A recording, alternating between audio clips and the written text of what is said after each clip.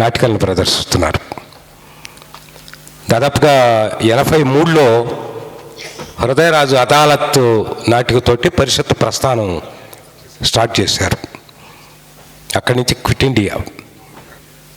ఆ తర్వాత ఒక సూపర్ డూపర్ హిట్ నాటిక, ఆంధ్రదేశంలో ఒక కలకలం రేపినటువంటి నాటిక కాలజ్ఞానం.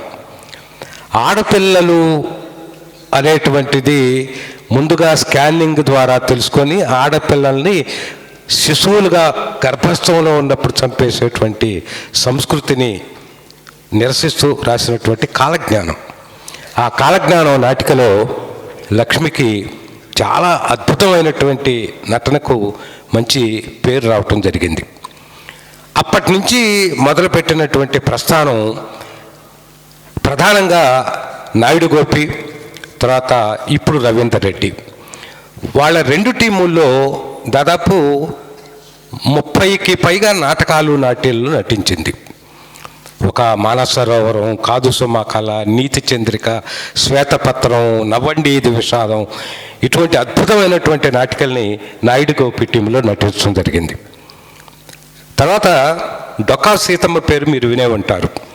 కొన్ని లక్షల మందికి అన్నదానం చేసినటువంటి అన్నదాత. గోదావరి జిల్లాలో కాటన్ పేరు, డొక్కా సీతమ్మ పేరు తెలియనటువంటి వారు ఎవరు ఉండరు. డొక్కా సీతమ్మ నాటకంలో డొక్కా సీతమ్మ పాత్రను లక్ష్మి పోషిస్తే రాజమండ్రి ఆనం కళాకేంద్రంలో నంది నాటకోత్సవాలు జరిగినప్పుడు ఆ అమ్మాయి నటనను చూసి, ఆ అమ్మాయి ఆహార్యాన్ని చూసి నాటకం అయిపోయిన తర్వాత తండోపతండాలుగా గోదావరి జిల్లా ప్రాంతం వాళ్ళు వచ్చి, అమ్మా మేము సజీవంగా డొక్కా సీతమ్మని ఎట్లుందో చూడలేదు, నిన్ను చూసిన తర్వాత మాకు ఆనందాన్ని కలిగింది అని చెప్పన్నారు. 47 సంవత్సరాల పాటు ఇప్పటికీ నాటకాలు వేస్తూ, నాటకాన్ని అభిమానిస్తూ, నాటకాన్ని ప్రేమిస్తూ, ఒక రంగస్థల నటిగా అన్నిటికన్నా మించింది ఏమిటంటే అమ్మాయి చాలా మంచి మనసు కలిగినటువంటిది. టీములకి చాలా అద్భుతంగా సహకరిస్తుంది. ఎవరిని ఏ ఇబ్బందులు పెట్టకుండా అందరితో కలిసిమెలిసి ఆత్మీయంగా మెలుగుతూ నాటక రంగం మీద ఉంది. మరి 47 సంవత్సరాల సుదీర్ఘ చరిత్ర, పైపచ్చు ఈ రంగస్థలం మీద ఈ సంవత్సరం కాకుండా మొదటి 3 సంవత్సరాలు ఈ రంగస్థలం మీద కూడా నటించి అతీతం ఇటువంటి గొప్ప గొప్ప నాటికల్ని ప్రదర్శించి ఆమె బహుమతులు కూడా పొందటం జరిగింది. మరి అటువంటి మనందరి ఆత్మీయురాలైనటువంటి లక్ష్మికి తొలిసారిగా ఒక మహిళా నటికి ఎన్టీఆర్ పురస్కారాన్ని ఇవ్వటం మా అందరికీ చాలా సంతోషంగా ఉంది. మా లక్ష్మమ్మను సముచిత స్థానంలో ఆశీనులు కావాల్సిందిగా కోరుకుంటూ ఇప్పుడు వసంతలక్ష్మి గారు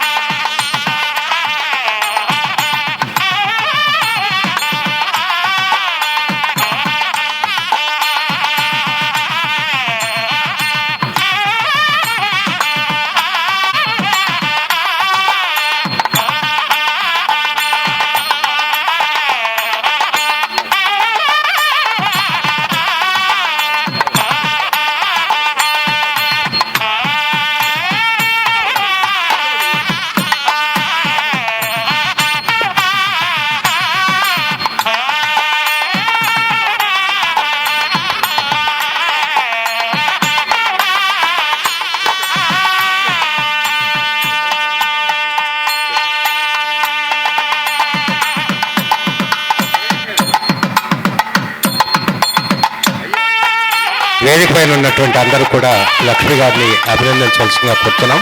అందరికీ దండలు ఇవ్వండి.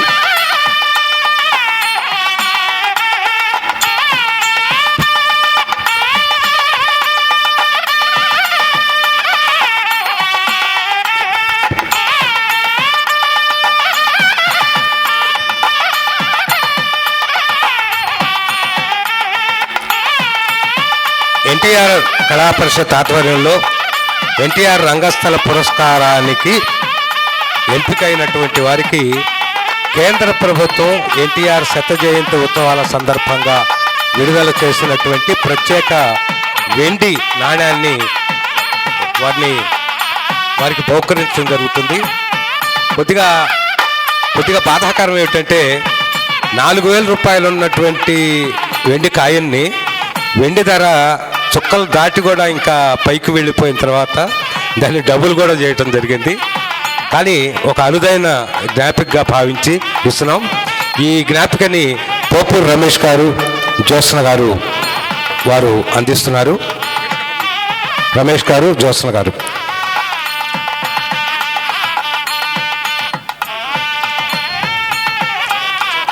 పోపూరు రమేష్ గారు, జ్యోత్స్న గారు. వేదిక పైన ఉన్నటువంటి అతిథులందరూ కూడా లక్ష్మి గారిని అభినందించవలసిందిగా కోరుతున్నాం.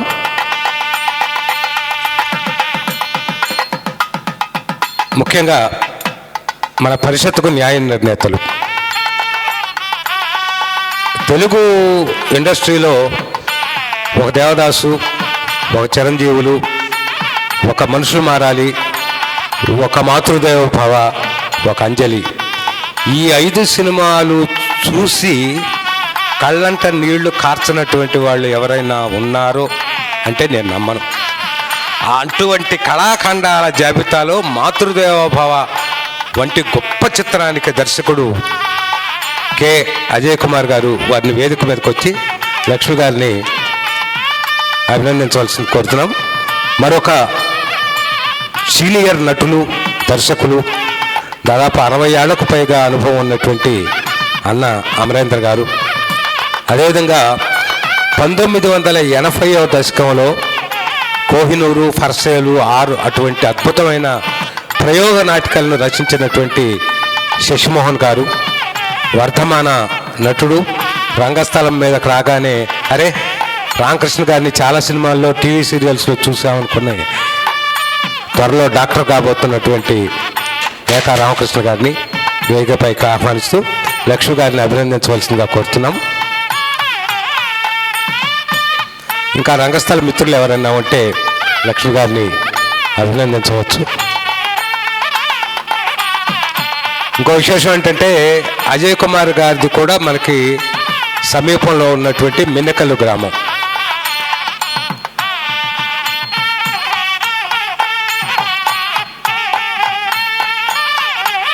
ఇంకా రంగస్థల మిత్రులు ఎవరైనా ఉంటే రావచ్చు. మరి 2 నంది అవార్డులను, దాదాపు 700కు పైగా ఉత్తమ నటి అవార్డులను పొందినటువంటి మా లక్ష్మమ్మకు ఈరోజు ఈ పురస్కారాన్ని అందించడం మా అందరికి కూడా చాలా ఆనందంగా ఉంది. ఇప్పుడు చివరిగా నేను అభినందించి లక్ష్మి చేత మాట్లాడిస్తాను.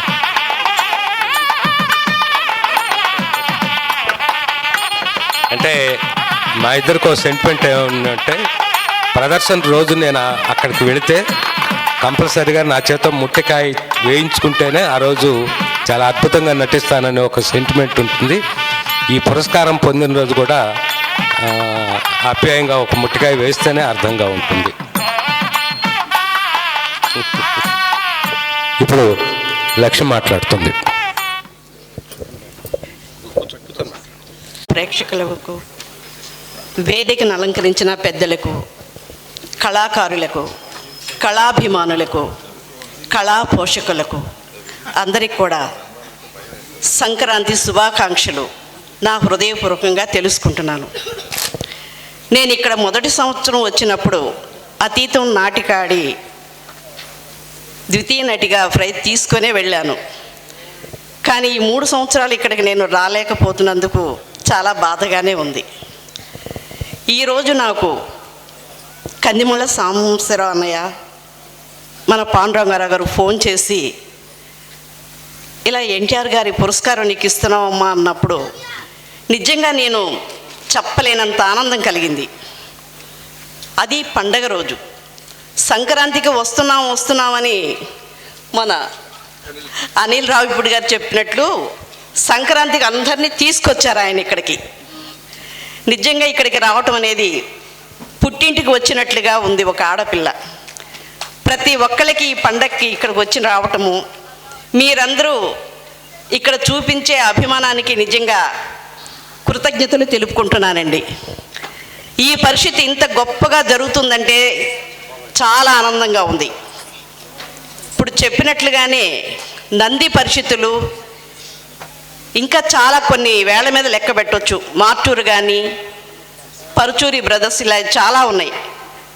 ఆ స్థాయిలో ఈ రోజున అనంతవరం పరిషత్ కూడా ఉంది అని నేను గర్వంగా చెప్తున్నాను.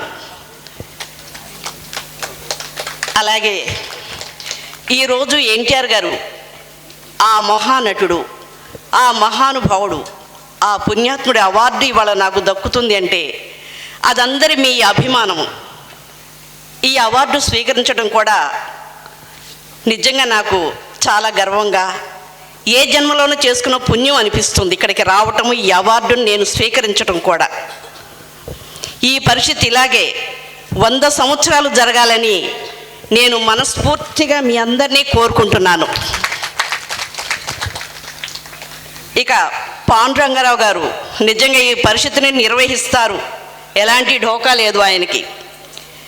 ఈ పరిషత్తులే కాదు, ఇక మా కందిమళ్ళ సాంబశివరావు అని ఉన్నాడంటే ఎక్కడ ఉన్నా ఏ పరిషత్ అయినా సరే తనదైన స్టైల్లో ప్రతి ఒక్కళ్ళని ఆహ్వానించటంలో కానివ్వండి, ప్రతి పరిషత్తు విజయవంతం కావడంలో ఆయన ముందుంటారు.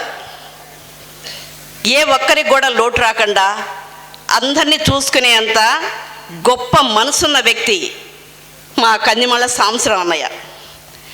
ఆయన ఎక్కడికి వెళ్ళినా అన్నారు ఇప్పుడే ఒక మొట్టికాయని, అది ఇప్పుడు కాదు, నాకు తెలిసిన దగ్గర నుంచి ఒక 25-30 సంవత్సరాల నుంచి కూడా ఏ పరిషత్కి వెళ్ళినా సరే ఫస్ట్గా ఎదురొచ్చి ఏంటమ్మాయి అని నా తల మీద ఒక మొట్టికాయ ఆయన వేయటము, ఆ పరిషత్తుల్లో నేను ఒక అవార్డు తీసుకొని వెళ్ళటం జరుగుతుంది. అందుకే నేను ఎదురుగా వెళ్ళి మరీ ఆయన చేత మొట్టికాయ వేయించుకుంటాను. ఇప్పుడు ఇక్కడికి కూడా రావడంతో ఎదురుగా ఆయనతో మొట్టికాయ వేయించుకొని ఇక్కడికి వచ్చి ఈ అవార్డు తీసుకుంటున్నాను. మీ అందరికీ మరొకసారి నా హృదయపూర్వక ధన్యవాదాలు తెలుపుకుంటున్నాను. ఉంటాను. ఈ ఊరికి వచ్చావు, ఈ పరిషత్కి వచ్చావు, ఆడపడుచుగా నీకు సంప్రదాయ సత్కారం నూతన అవసరంతో పరిషత్ అధ్యక్షులు పాండురంగారావు వారి శ్రీమతి శ్రీదేవి మీకు ఆడపడుచు సంప్రదాయ లాంఛనాన్ని అందిస్తున్నారు.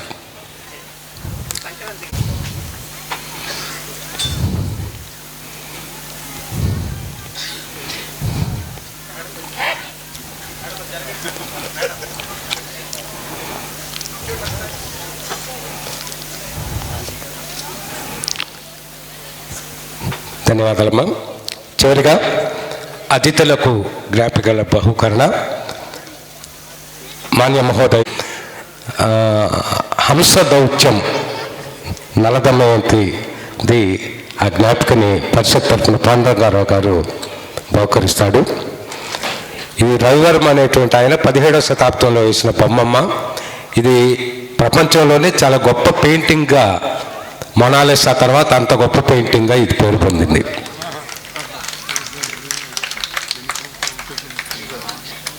తదుపరి మన విశిష్ట అతిథి మనందరి వాడు డాక్టర్ అనిల్ రావిపూడి గారికి, డాక్టర్ నేను ఎందుకన్నాను అంటే త్వరలో వస్తుంది తథాస్తు, ఇది అన్నగారిది ఒక అద్భుతమైనటువంటి చిత్రం మీకు బహుకరిస్తున్నారు పరిషత్ వారు. పాండవరావు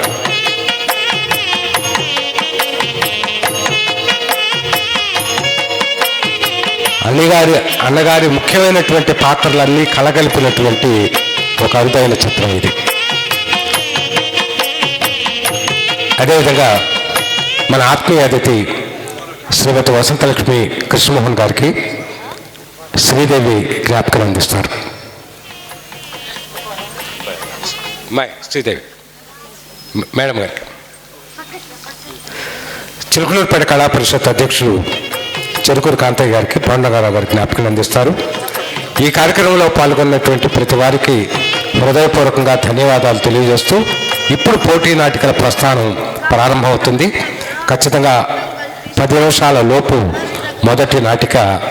గమ్మత్తు ఏంటంటే అందరూ మహిళలే నటిస్తున్నటువంటి కాకినాడ వారి కన్నీటికి విలువంత ఈ నాటికను మీరు ఇప్పుడు చూడబోతున్నారు.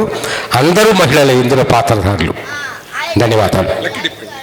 అనిల్ గారు ప్రేక్షకులు నుండి అనిల్ గారు లక్కీ డిప్ తెస్తారు. 300 లోపు మీ లక్కీ నెంబర్ ఏంటి సార్?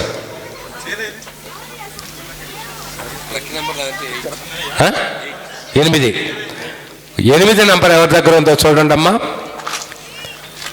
నంబర్ 8. రండి అమ్మా, ఒక్కొక్కసారి త్వరగా రండి వేదిక పైకి.